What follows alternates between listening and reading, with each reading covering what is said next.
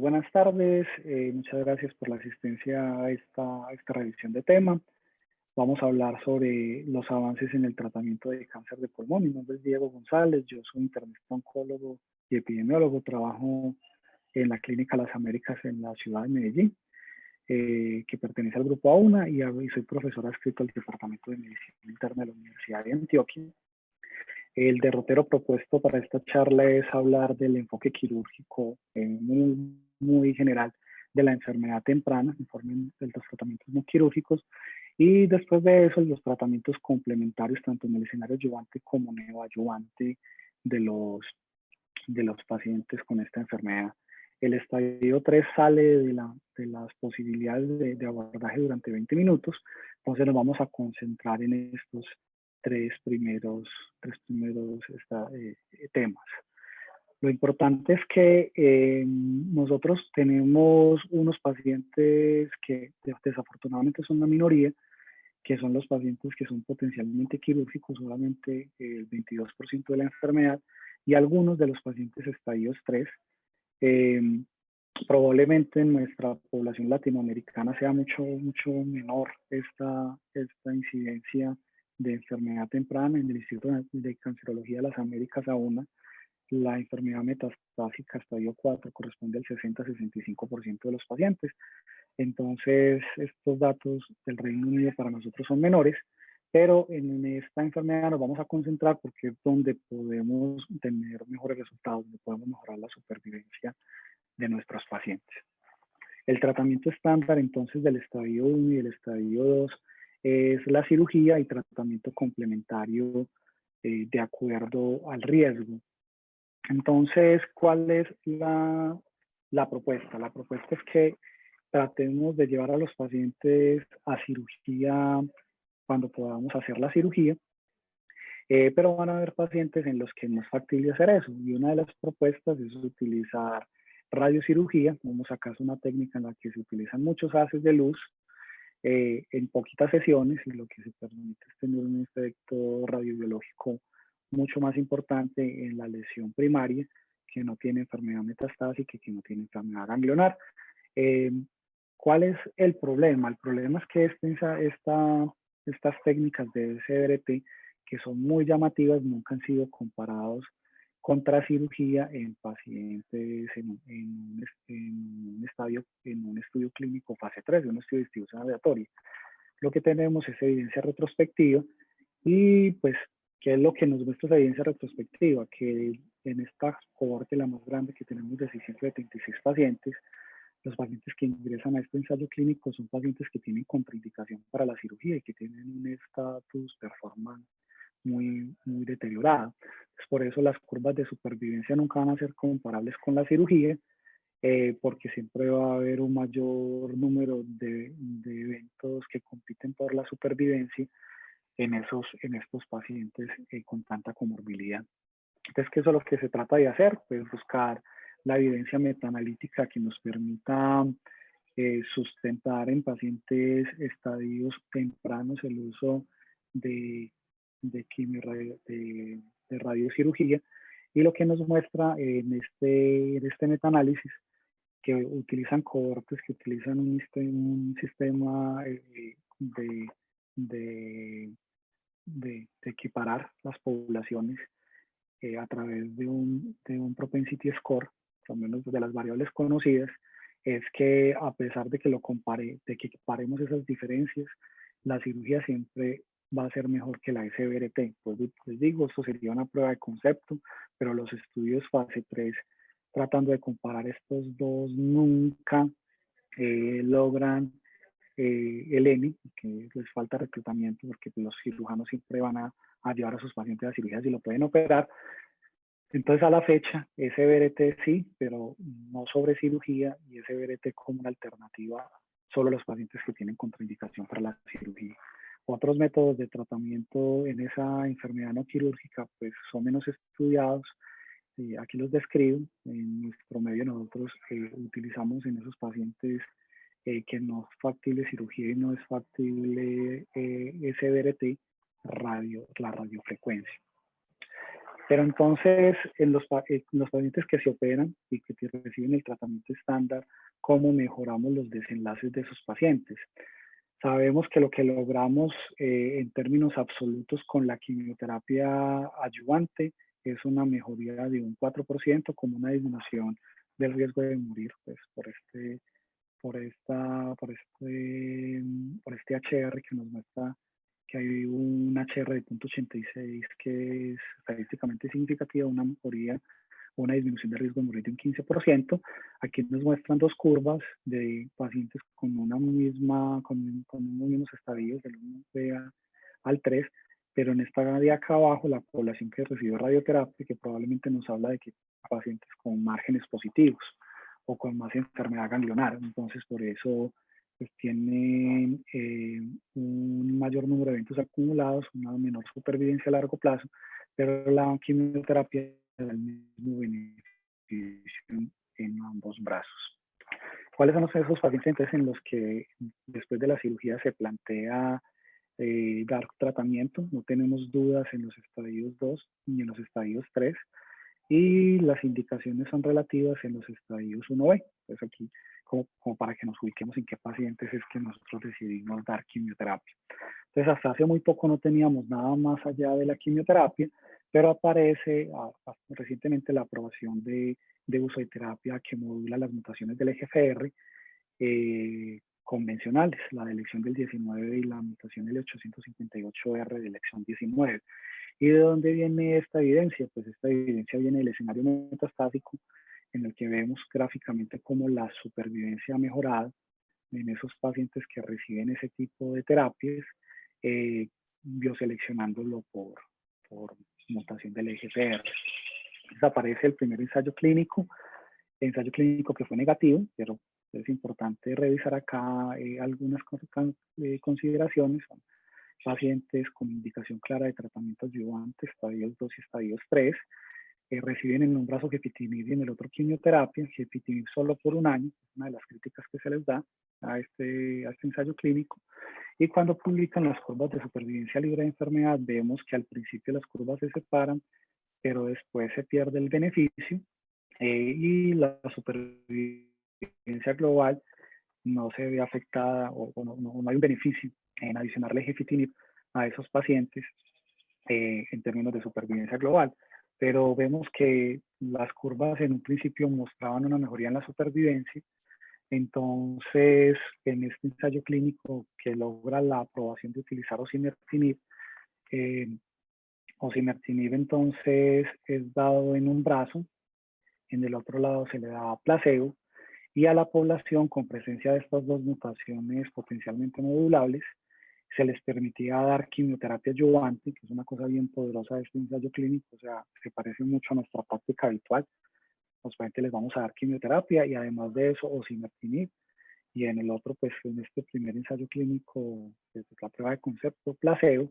¿Y qué es lo que nos muestra? Pues a diferencia del primer estudio, del estudio adyuvant con gefitinib, que el HR era de punto 8, pues aquí vemos que el HR es de 0.6, muy lejos del HR de significancia que decían un HR por debajo de 0.5, con una disminución entonces de un riesgo de morir de un 80% a favor del grupo que recibió osimertinib, sin haber llegado ni siquiera a la mediana pues al momento del corte en 36 meses. Beneficio en todos los estadios clínicos, desde el 1 hasta el 3A, y beneficio inclusive en los pacientes con quimioterapia adyuvante. El análisis de supervivencia todavía es muy inmaduro, entonces esperaremos la publicación para poder definir si este tratamiento va a mejorar la supervivencia, pero ya con DFS, con un desenlace importantísimo en tratamientos adyuvantes, ya tiene aprobación, incluyéndonos pues, en Colombia ya tenemos aprobación para este tratamiento. Y la contraparte para podernos comparar es la toxicidad, que es una toxicidad muy, muy pequeña con relación al beneficio clínico. Otro estudio que nos ayuda como a darle fortaleza a este concepto de modular las mutaciones del EGFR en el adyuvante es el estudio de Evidence con una molécula de desarrollo chino exclusivo, por eso pues no la reconocemos mucho, icotinib, que modula entonces las mutaciones activantes del receptor de factor de crecimiento epidérmico, mutaciones convencionales de elección del 19 y puntuales del 858R del exón 21. En este ensayo clínico, a diferencia de la aura, no ingresan pacientes en estadio 1B, y pues los pacientes en un brazo reciben quimioterapia y en el otro brazo de forma exclusiva icotinib. Se hace también una diferencia en el tratamiento, en unos son 3 años, en este son 2, pero sí mucho más del año que se propuso en el primer ensayo clínico, y la publicación de este nos muestra una mejoría en supervivencia libre de progresión en toda la población y en todos los grupos clínicos de interés. Entonces, pues a la fecha no tenemos esta molécula, pero nos ayuda a fortalecer el concepto de que probablemente en el escenario adyuvante con mutación del EGFR documentada sea mejor dar estas moléculas. El otro ensayo clínico, el Empower 010, son pacientes también con indicación de tratamiento adyuvante, estadios 1 de alto riesgo y estadios 3A. En estos pacientes podían ingresar pacientes PDL1 positivos o PDL1 negativos. Lo importante es que se iba a estratificar por el nivel de expresión de PDL1. Los pacientes recibían los ciclos convencionales de tratamiento de quimioterapia y después eran distribuidos al cuidado convencional o a recibir atezolizumab por 16 ciclos. ¿Qué fue lo que se encontró? Se encontró entonces una mejoría en la supervivencia libre de enfermedad a favor del placebo, específicamente en el desenlace primario preestablecido, que era DFS, pero en la población PDL1 positivo. En la población general, no separado por PDL1 positivo o negativo, pues el HR también es importante, la disminución del riesgo, pero sí disminuye el beneficio. Ya de entrada vamos viendo que probablemente llevarnos los pacientes PDL1 negativos en este tratamiento no sea una buena idea, y eso nos lo confirma aquí el Flores Plot. El Flores Plot muestra que hay un beneficio en PDL1 positivos, pero no en el PDL1 negativo.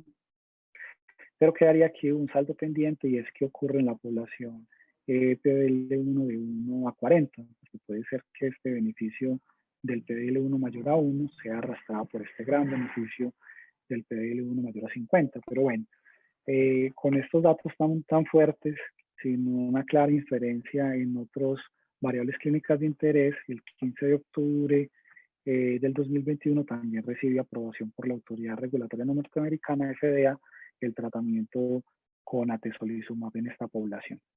La supervivencia también es muy madura. No podemos llegar a ninguna conclusión con tan bajo número de eventos. Vamos a hacerle seguimiento a esta supervivencia, pero siguiendo lo mismo que habíamos dicho con el estudio de Aura y osimertinib, este DFS como supervivencia libre de enfermedad puede comportarse como subrogado de supervivencia global. La seguridad tampoco se ve comprometida de forma importante. Vemos que solamente se consideran eventos graves 3 a 4 relacionados con el tratamiento, solamente en el 10% de los pacientes. Y estos son los ensayos clínicos que estamos pendientes de publicación bajo esta misma prueba de concepto, con terapia anti-PD1 y anti-PDL1 en esta población que no podemos seleccionar por mutación del EGFR. Otra que nos gustaría seleccionar es la población ALK positiva. Estos son los 2 ensayos clínicos que están en curso, con mayores dificultades para lograr reclutación por la baja frecuencia de esta mutación, pero ahí van, y ya nos lo mostraron en ESMO de este año, estos 2 ensayos clínicos que van en curso. Entonces eso es lo que tenemos con el tratamiento adyuvante, que es lo convencional, pero entonces nos preguntamos y por qué no los pacientes los podemos tratar como en otras enfermedades, como por ejemplo el mamo, con un tratamiento neoadyuvante.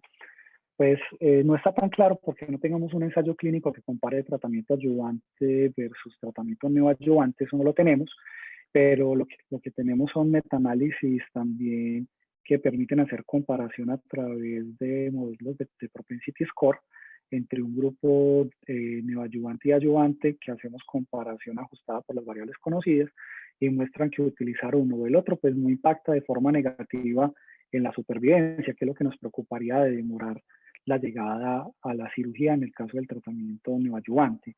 Pero ¿por qué sería importante el tratamiento neoadyuvante? Aquí tenemos algunos puntos a favor y en contra. Lo primero, pues, es erradicar rápidamente la enfermedad micrometastásica, y lo otro es poder ajustar el manejo de acuerdo a la respuesta que se logra. ¿Y por qué esto es importante? Porque la respuesta patológica completa y las respuestas patológicas mayores en pulmón, como vemos en estas curvas, claramente diferencian a la población, peores desenlaces en los pacientes que no lo logran. Entonces, tratar de hacer esta separación podría maximizar el rendimiento de terapias, por ejemplo, en los pacientes que no lo logran.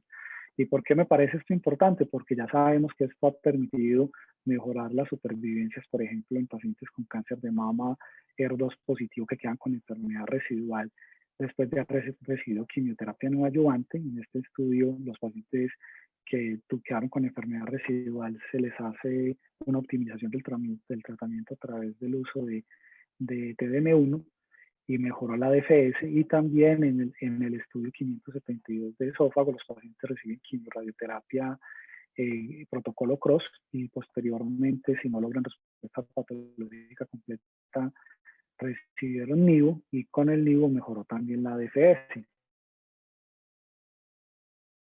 De la evolución del tratamiento neoadyuvante, el estudio más importante es el CheckMate 016, en el que los pacientes reciben quimioterapia más inmunoterapia y después son llevados a cirugía. Estos pacientes de entrada no podían tener mutaciones activantes del EGFR o ALK, y entonces, ¿qué es lo que tenemos publicado a la fecha? Una mejoría muy importante en la tasa de respuesta patológica completa, casi que un incremento en 10 veces esta mejoría. Esto es lo que clásicamente se tenía. Pues, lo que se lograba con quimioterapia convencional era de un 2 a un 4%, y este brazo comparador nos dice que sigue siendo lo mismo, y aumentando hasta un 24%. Entonces, esto es un desenlace muy importante que no es despreciable, y que le sirve probablemente a todos los grupos, independiente de la clasificación por nivel de PDL1.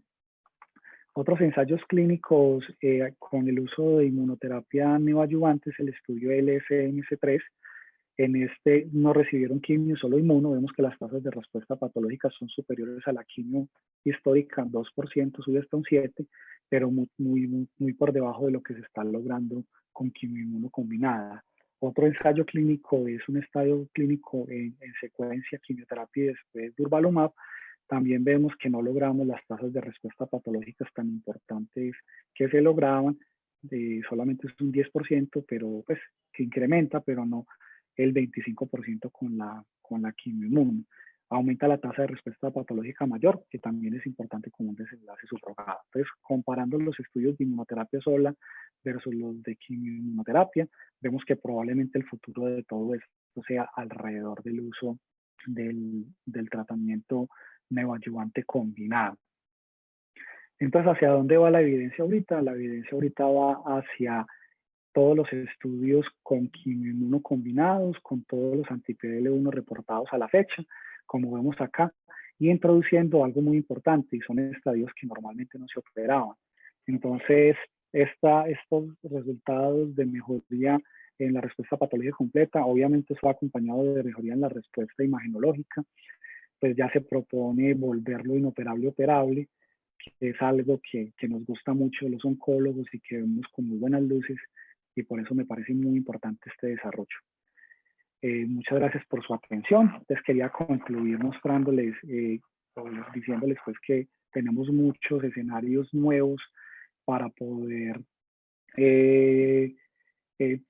tratar a los pacientes en el escenario temprano, todos basados en la bioselección, y quería dejar pues, como una prueba de concepto la posibilidad de darle a los pacientes o ver esos estudios de quimioterapia neoadyuvante y ver la respuesta ajustada de acuerdo a si lograron respuesta patológica completa, y ver esos ensayos cómo van, porque me parece que es como muy claro y muy de acuerdo a lo que se ha desarrollado en otras enfermedades oncológicas.